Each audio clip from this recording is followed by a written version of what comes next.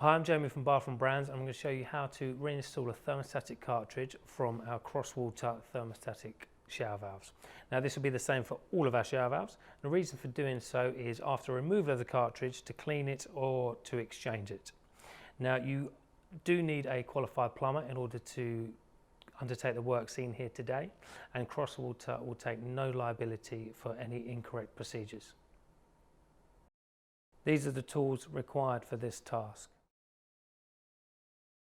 Firstly, what we'll need to do is align the marker on the brass shoulder to the plastic shoulder that can be seen on the thermostatic cartridge. Once we've aligned that, we know that this cartridge is now set at 38 degrees. On a single outlet valve, they would generally be at 43 degrees, and a twin or a triple outlet would be at 48 degrees maximum. At this point, it's critical that we reset this temperature to 38 degrees before we begin to calibrate. Now firstly, we'll apply some silicone grease to each of the O-rings just to aid the cartridge entering into the body.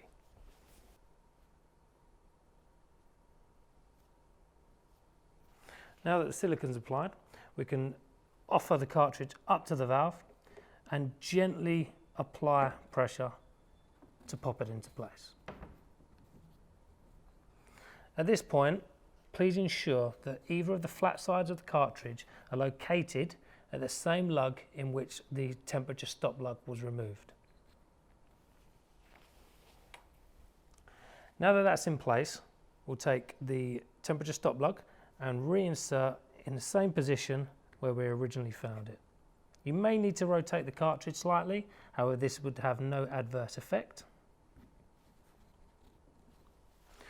Now we'll get our retaining nut again and refit that. Again, you can hand tighten this to begin with, and then we'll grab a wide jaw adjustable just to nip it up. Now the maximum torque recommended for the retaining nut is 15 Newton meters. However, we recommend anything between 10 and 12.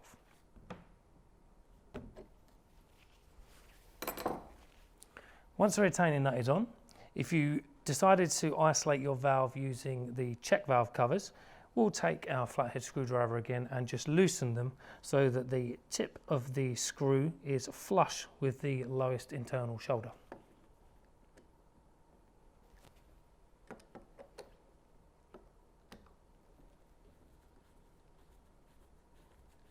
Now you can see that the screw head is flush against the lowest shoulder on the check valve cover.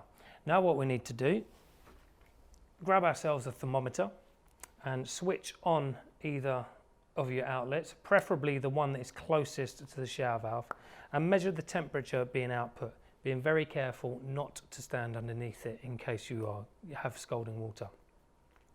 What you can now do is take the thermostatic carrier, which is the one with an internal lug, and place it on the thermostatic cartridge.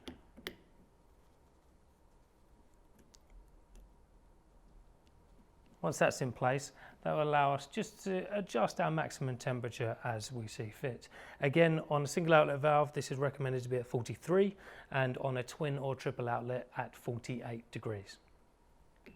Once we've measured our temperature and we're happy with that, remove the carrier again,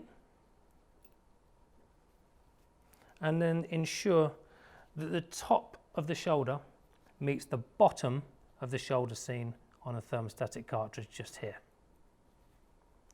These flats, if you're having a landscape valve, should be top and bottom, and we'll pop it on like that. Just measure the temperature again, just to be 100% sure, and you'll be able to go no higher.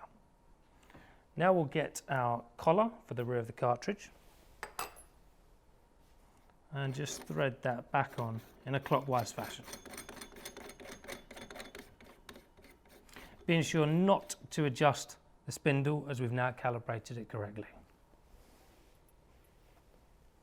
We'll reinsert the carrier handle again, so the top of the lug there meets the bottom on the temperature stop lug,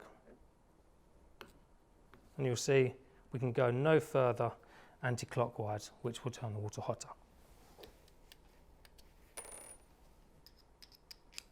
We now need to put our crosshead screw back in the centre and fully tighten. Once that's done, we can now refit the back plate and handles, and then the installation will be complete.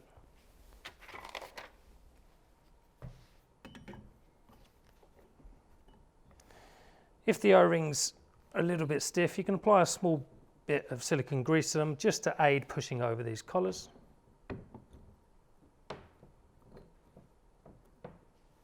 And now we'll look to refit the handles.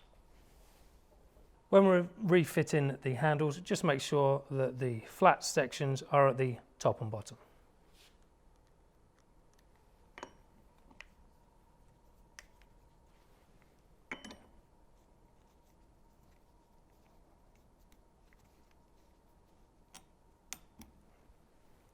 Now that's done, if you switch the water off at the mains, now it's the perfect time to switch it back on. And we would also recommend just reapplying a bead of silicone around the back plate to stop any water entering behind that. Thank you for watching the video on how to reinstall a Crosswater thermostatic cartridge. Please remember that Crosswater will not be held liable for any incorrect procedures undertaken, and any works carried out on your shower valve should be done by a qualified plumber. Thanks again for watching.